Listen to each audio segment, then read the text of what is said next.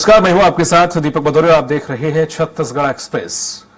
रायपुर से खबर है जहां पर प्रश्नकाल में गूंजा फर्जी जाति प्रमाण पत्र का मुद्दा। फर्जी जाति प्रमाण पत्र से सरकारी विभागों में नौकरी और भाजपा विधायक आशाराम नेताम ने दागे सवाल। अलग अलग अफसरों के खिलाफ मिले हैं केस। मामले में कार्रवाई प्रक्रियाधीन है।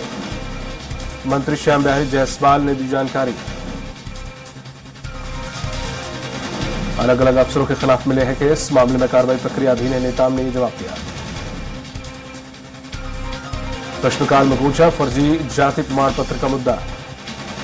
फर्जी जाति प्रमाण पत्र से सरकारी विभागों में नौकरी, भाजपा विधायक आशाराम नेताम ने दागे सवाल।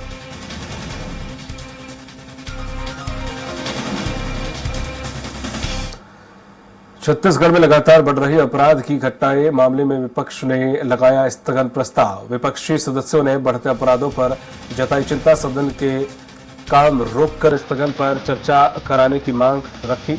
उमेश पटेल, कवासी लखमा, विक्रम मंडावी समेत कई विधायकों ने उठाया मुद्दा।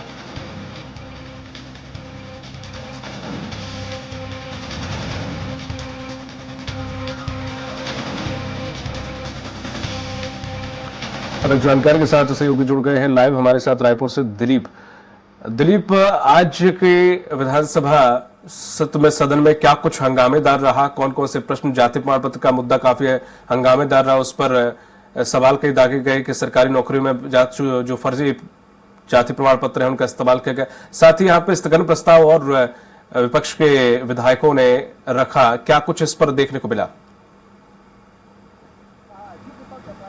जी दीपक, बता दें कि आज विधानसभा काफी हंगामेदार रहा और मुख्य रूप से जो शुरुआत हुई उसमें जो कांकेर के विधायक है, बीजेपी के ही विधायक है आशाराम नेताम ने फर्जी जाति प्रमाण पत्र का मामला उठाया और उन्होंने कहा कि फर्जी जाति प्रमाण पत्र के आधार में प्रदेश में बहुत सारे लोग अभी भी नौकरियां कर रही है, सरकारी नौकरी कर रहे हैं। इन पर किस तरह से कार्रवाई अब तक हुई, कितने केस सामने आए हैं, इस तरह के सवाल उन्होंने पूछे।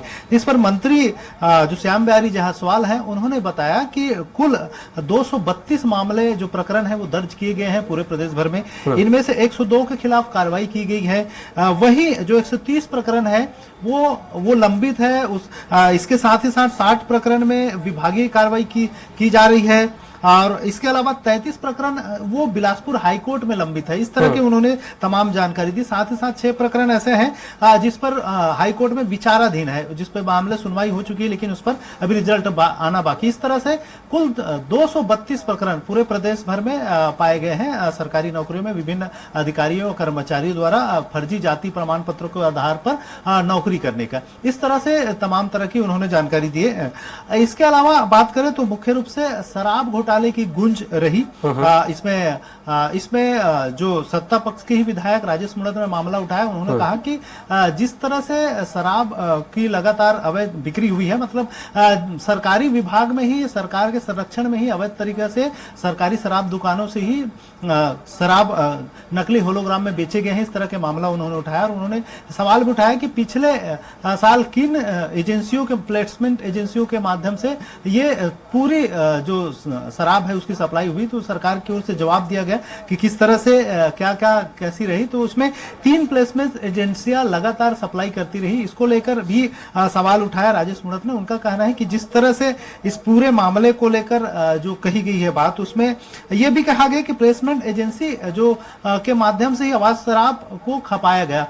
खास करके जो सरकारी शराब दुकान है उसमें प्रमुख रूप से जो मुख्य रूप से सरकारी जो शराब दुकानों में जो शराबें खपाई गई उसमें एक तो मेन होलोग्राम के माध्यम से जो सप्लाई हो रहा था, उसके अलावा डुप्लीकेट होलोग्राम के भी के माध्यम से सप्लाई किए गए। इसको लेकर उन्होंने सवाल उठाया और जांच की मांग की। इस पर क्योंकि मुख्यमंत्री का विभाग है, आपका विभाग, मुख्यमंत्री की अनुपस्थिति में मंत्री श्याम बिहारी जायसवाल ने जवाब दिया और उन्होंने तमाम बातें बताई और उन्होंने ये भी कहा कि जल्द ही इस पूरे मामले की जांच की जाएगी क्योंकि यह मामला ईडी के माध्यम से जांच भी हो रही है। तो प्लेसमेंट एजेंसियों के द्वारा जो सप्लाई की गई थी शराब, उसको लेकर जो सवाल उठाए गए उस पर जांच करने का उन्होंने कार्रवाई की घोषणा की और साथ ही साथ जो भी अनियमितता इस पूरे मामले में सामने आएंगी उसके खिलाफ आपराधिक प्रकरण दर्ज किए जाएंगे। इस तरह से इस पूरे मामले शराब को लेकर रही। इसके अलावा जो मुख्य रूप से ध्यानाकर्षण में जो मामला सामने आया वो कानून व्यवस्था को लेकर सामने आया और विपक्ष की ओर से तमाम विधायकों ने बारी बारी से पूरे प्रदेश में जिस तरह से आपराधिक घटनाएं बढ़ी है, प्रदेश में बीजेपी की सरकार आने के बाद हत्याएं, अपहरण की घटनाएं लगातार बढ़ी है, नक्सल क्षेत्रों की बात करें तो नक्सली घटनाएं लगातार बढ़ी है और खास करके नेता प्रतिपक्ष चरणदास महंत ने कहा कि कवर्धा जो गृह मंत्री के गृह जिले हैं उस जिले में भी लगातार अभी 6 हत्याएं हो चुकी है सरकार बनने के बाद।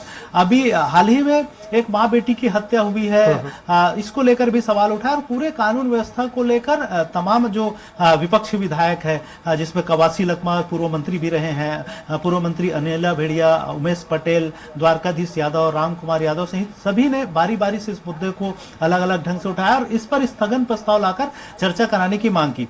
हालांकि इस पूरे मसले को लेकर जो आसंदी है डॉक्टर रमन सिंह, उन्होंने साफ तौर पे कहा कि इस क्योंकि कानून व्यवस्था को लेकर पहले भी चर्चा हो चुकी है, इस तरह के मामले जब आए थे, खास करके बीरनपुर की हत्या कांड की जो मामले गुंजा था, इसके अलावा साधराम यादव के मामले जो सामने आए थे, तो बीरनपुर वाले मामले में सीबीआई जांच की पहले घोषणा कर चुकी है और कानून व्यवस्था के मुद्दे पहले भी इस तरह के उठ चुके हैं, इसलिए उन्होंने इस पूरे मामले को अग्राह्य कर दिया। उन्होंने कहा कि इस पर स्थगन में चर्चा कराने की जरूरत नहीं, इस पूरे मामले के पहले ही दूसरे मुद्दों में चर्चा हो चुकी है।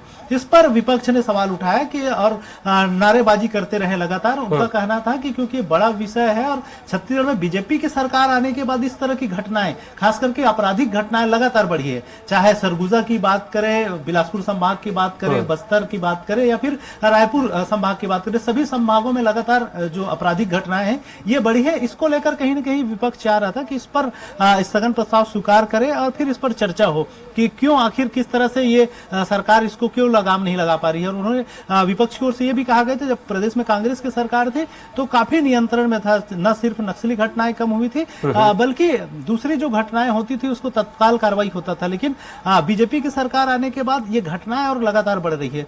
तो इस पर कहीं ना कहीं सत्ता पक्ष की ओर से जोरदार हंगामा किया गया तो और नारेबाजी भी खूब की गई। तो इस पर फिर आसंदी ने नारेबाजी को देखते हुए, हंगामे को देखते हुए 5 मिनट के लिए सदन की कार्रवाई स्थगित की। तो इस तरह से दिन भर का जो दिनचर्या है लगातार रहा। जी दीपक, तमाम जानकारी साझा करने के लिए आपका बहुत बहुत शुक्रिया दिलीप।